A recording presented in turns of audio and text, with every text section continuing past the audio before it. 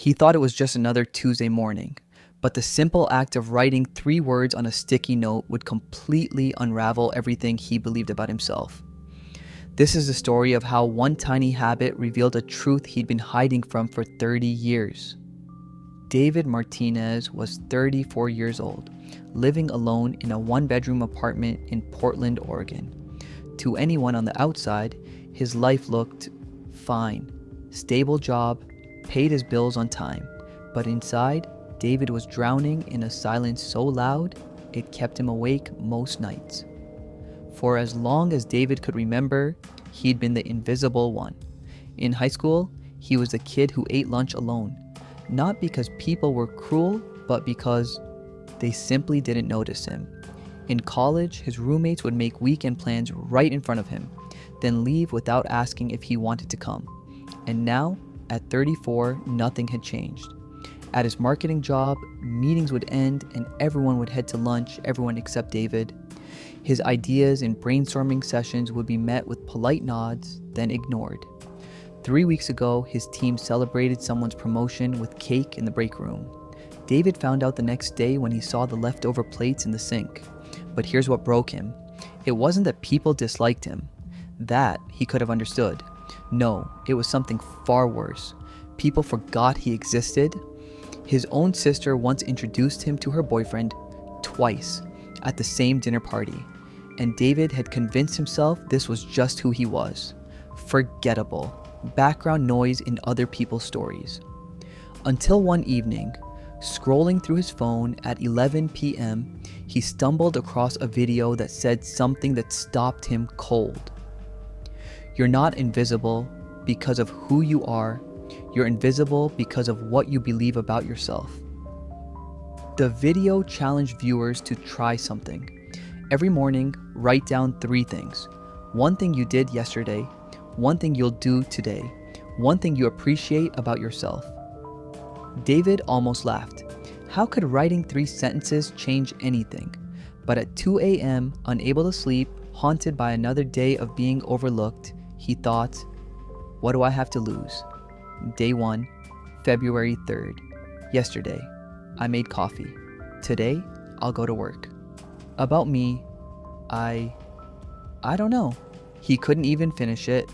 34 years old, and he couldn't name a single thing he appreciated about himself, but he stuck the note on his bathroom mirror anyway.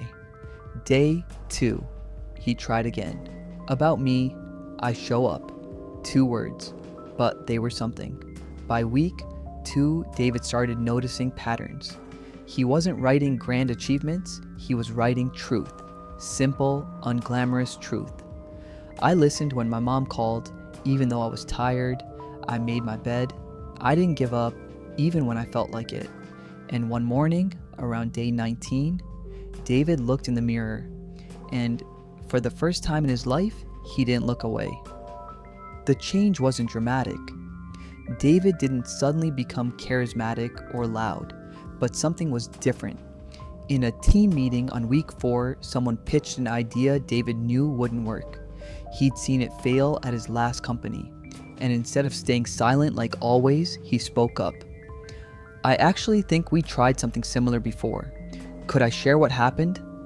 His manager paused, looked at him, and said, yes, please. His sister Emma asked him to coffee. She seemed nervous. David, I need to apologize, she said. I've been thinking about how I've treated you over the years, and I realized I never really saw you. Not really. David expected to feel vindicated, angry even, but instead he felt something else entirely. Compassion, because he understood now.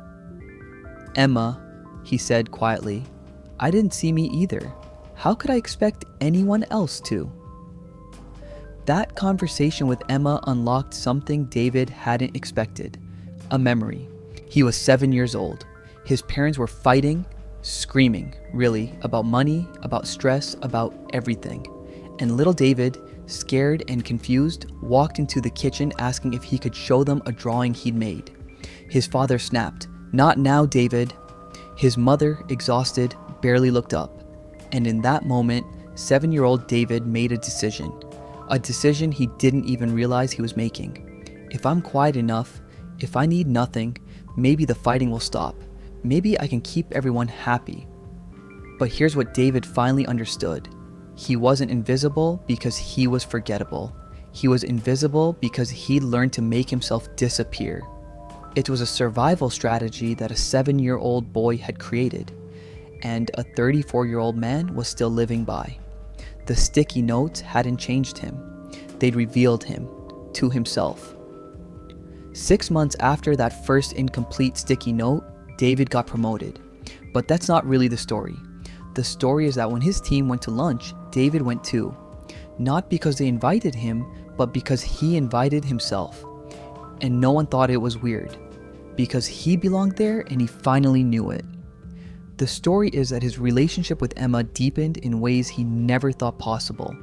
The story is that he went on his first date in 4 years. And when she asked him to tell her about himself, he didn't freeze. He didn't draw a blank. Because every morning he'd been practicing the hardest thing in the world, seeing himself clearly, with compassion, with truth. His last sticky note, the one he wrote this morning, said, "Yesterday, I chose myself.